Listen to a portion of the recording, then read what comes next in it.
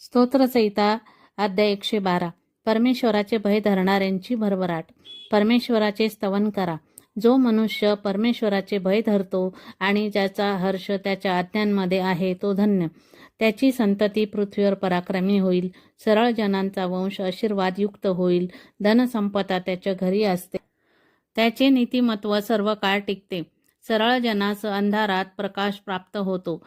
त्याच्या ठायी कृपा, दया व न्यायही आहेत. जो मनुष्य दया करीतो व उसने देतो त्याचे कल्याण होते. तो न्यायाने आपले व्यवसाय करील. तो कधीही ढळणार नाही. नीतिमत्वाचे स्मरण सर्व काळ राहील. तो वाईट बातमीला भिणार नाही. त्याचे मन परमेश्वरावर भाव ठेवून अडळ राहते. त्याचे मन स्थिर असते. आपल्या शत्रूंची गत आपल्या इच्छेप्रमाणे झालेली पाहीपर्यंत तो भिणार नाही. त्याने सढळ हाताने गरिबास दान दिले आहे. त्याचे